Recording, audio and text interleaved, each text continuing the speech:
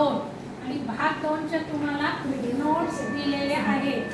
Madam तुम्ही आणल्या तुमच्या, नसेल तर तुम्ही एक घ्या, नंतर वरती वेळ मिळाला तर अभ्यास करा. तर आता आपलं अमृतवृक्ष ध्यान झालेलं ते जाता करून जाणार होतं ना, इथे हे सुरू करणार आहे. पण त्याच्यापूर्वी सगळ्यांना सांगते भगवद्गीता वाचन आपलं सुरू झाले, अधिक मास आहे, तर ते आपल्याला भगवद्गीता सुद्धा 1, 2, 4 श्लोक ध्यानाच्या आधी वाचायचे. तर हे लक्षात ठेवा, रुक्मिणी मॅडमकडे द्या.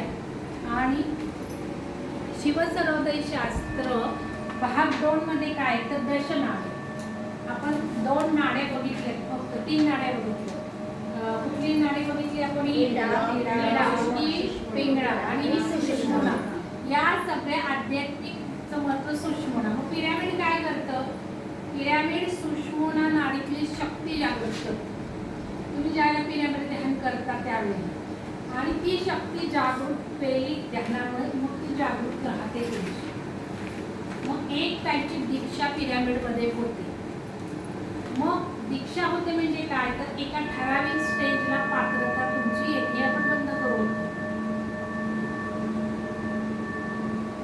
तर एका ठराविक याला तुमची लेवल येते.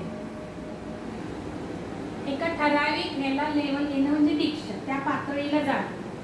मग पिरॅमिड ही शक्ती जागृत करतो, एका लेवलला तुम्हाला आणतो. पण तुम्ही घरी जाऊन ते ध्यान कंटिन्यू केलं तर उपयोग आहे ना, नाही तर ती शक्ती जाते निघून. कारण ती वर आलेली शक्ती असते, सूक्ष्म नाडीतनं वर सरकते आणि मग तुम्ही तिला वरती ठेवत नाही, झोपून टाकता. ती 3.5 वेटोळे घालून पडलेली आहे ना, ओढलेली. तर हे सगळं रहस्य आपण आज भाग 2 मध्ये बघणार आहोत. 3 नाड्यांपेक्षा अजून एक काही नाड्या आहेत, कोणी कानातून जाते, कोणी डोळ्यातून जाते, हे थोडंसं बघणार आहोत. आणि सप्तचक्र बघणार आहोत, त्याचे जे श्लोक आहेत तेवढं बघणार आहोत. आपल्याला चक्रांचा खूप डिटेल अभ्यास करायचा आहे. मग त्याला एक पात्रता तुमची होणं, म्हणून तुम्ही आज इथे येणं अपेक्षित असतं. एकदा तुम्ही इथे येऊन भाग 2 शिकला, शक्ती तुमची जागृत, आता आपण चक्र ध्यानच करणार आहोत. त्यामुळे ती शक्ती जागृत झाली की मग पुढचं गूढ ज्ञान तुम्हाला द्यायला तुम्ही पात्र झालेला आहात. मग गूढ ज्ञान सुद्धा आपण आता सेशन घेणार आहोत, ध्यान करणार आहोत. आता सुजाता मॅडमला पुस्तक दिले, ते दत्तात्रय आणि कोणाचा संवाद आहे बघा, गोरक्षनाथांचा संवाद आहे. तर हे सगळं रहस्य दत्तात्रय आणि गोरक्षनाथांमध्ये जी चर्चा झाली आहे ते सुजाता मॅडमला वाचायला दिले, खास अधिक महिन्यात आपल्या ज्ञानबोध कार्यक्रमातून होईल. आता त्या कधी गुरुवार शुक्रवार तेव्हा म्हणतील तेव्हा. पण हे महत्व आज आपण जो कोर्स करतोय त्याचंच सगळं गूढ आपण सुरू करतोय. 14 ते 15 तारखेला रविवारी मीटिंग ठेवली भाग 2 वाल्यांसाठी.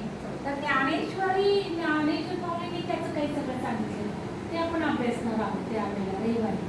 वर्किंगसाठी काही खास आपण रविवारी वेळ काढले 2 ते 5 किंवा 3 ते 5 ध्यानही करणं. चक्रांचं अतिशय गूढ ज्ञान आपण घेणार आहोत, जे सगळ्या जगाचं महत्व आहे. जसं आपण म्हणतो शिवसर्वोदय शास्त्रात असं काहीच नाही की जगाचं ज्ञान त्यात नाही, कुठल्या शास्त्राचं ज्ञान नाही. तसंच कुंडलिनी हेच सगळं आहे. म्हणजे विश्वाची कुंडलिनी, आपली कुंडली ज्या वेळेला आपली मॅच होते त्यावेळेला ब्रह्माची साक्षात्कार होतो आपल्याला. म्हणजे त्या लेवलला पोचायचं असेल तर ही जी शक्ती ती वर वर वर सारखी नेली पाहिजे. पण त्यातलं गूढ टेक्निक पण करता आलं आणि आपण गूढ टेक्निक करणार आहोत आज. आपण त्याच्या तुम्ही आज त्या कोर्स झाल्या त्या लेवलला पात्र होणार आहात.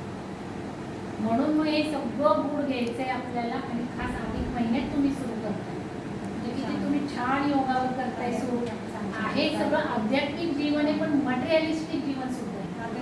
कारण ज्या वेळेला तुम्ही मूलाधाराची शक्ती जागृत व्हायला लागते आज पिरॅमिड, किंवा तुम्ही जागृत करता ध्यान करून, त्या क्षणाला पैसा अटक करू लागतो. पिरॅमिड ही सुद्धा सुबत्ता आणतो, समृद्धी आणतो तुमच्या जीवनात. हे चक्रांमुळे सगळं चक्रांमधनं मिळतं आपल्याला. तुम्हाला नाव, कीर्ती, यश, प्रसिद्धी, ज्ञान, पैसा काय मिळत नाही, सगळं मिळतं. त्याच्याबरोबर जे इतर कुठल्याही मिळत नाही तेही या साधनेने आध्यात्मिक उन्नती सुद्धा होते. म्हणून या चक्रांचं सगळंच महत्व आहे. गुण सुद्धा आपले विकसित होतात चक्रांना. कारण प्रत्येक चक्रामध्ये जसं जसं जसं काम व्हायला लागतं आपण त्याचं क्लिनिंग करतो. जन्मानुजन्म सगळे कर्म आपण यात घेतलेले, मग ते जसं जसं आपण करतो सोडवायला लागतो तसं तसं तुमच्या क्रिएटिव्हिटी स्फुरत जातात. मग कोणाला कविता होईल, कोणी अभंग म्हणतं, कोणाचं पेंटिंग सुरू होतं.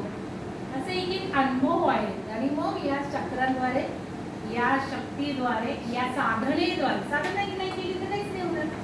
नुसती माहिती घेतली पण तुम्ही साधनच करत नाही, ध्यानच करत नाही, तर काय उपयोग? ध्यान आणि ज्ञान ही खूप सुपर मोस्ट हाय गुणांचा संगम आपण इथे सारखा करतो, जे अति उच्च आहे कुठल्याही मार्ग.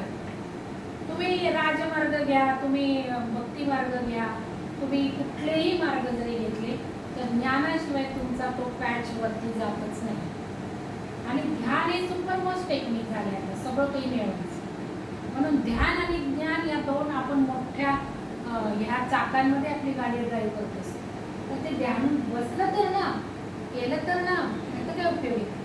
म्हणजे काल मी एक कमेंट वाचली की मी 15 वर्ष करतेय तुमचं सगळं, आपलं नाही एक वेगळ्या न्यायचं त्या आणि मला काहीच अनुभव नाही येत, माझ्यात काहीच बदल नाही झालेला, अशी कमेंट आहे. मग एवढी 10-10 वर्ष 15-15 वर्ष तुम्ही वाचली का? 10-10 वर्ष 15-15 वर्ष एवढे काही कमेंट आहे कोणाच्या तरी. असं आहे, नुसतं ध्यान करण्याला महत्व नाहीये, ध्यान सुद्धा प्रॉपर केलं पाहिजे, ज्ञानाची पण जोड पाहिजे. तर इतकं काही असं नुसतं ध्यान करत बसले असं काही नाही, प्रॉपर पद्धतीने केलं. तर हे आज आपण शिकणार